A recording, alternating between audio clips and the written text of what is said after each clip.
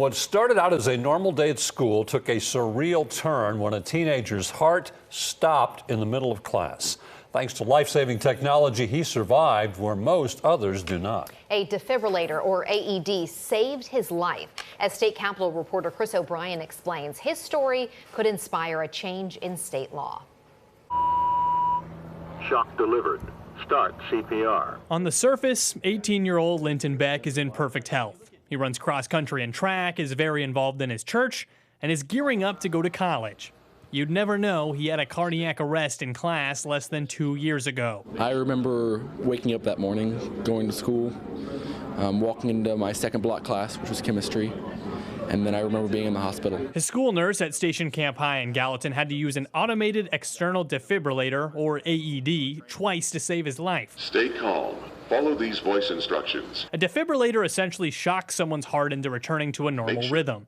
Beck's high school has 5 AEDs on campus, and now lawmakers are using his story as an example of how important the equipment is. Whenever something happens like this, you've got seconds. You don't have minutes, you've got seconds. Culleoka Republican Representative Scott Cepicky is sponsoring a bill called the Smart Heart Act to require coaches to go through CPR, AED, and first aid training. It also cleans up language and specifies there must be an AED within 3 minutes anywhere on a school's campus, while establishing a cardiac emergency response plan. There are over 3,000 athletes a year that die worldwide. 3,000 athletes a year that die worldwide for cardiac arrest. The American Heart Association is endorsing the bill,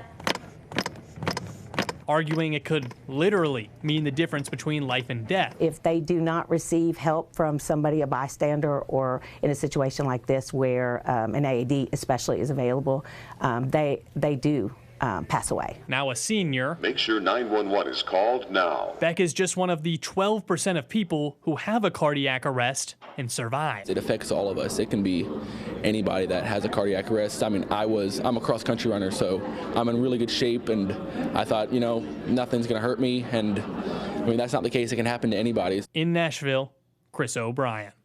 The bill passed the House Education Administration Committee after Beck testified with his story. It now heads to the House floor for a full vote.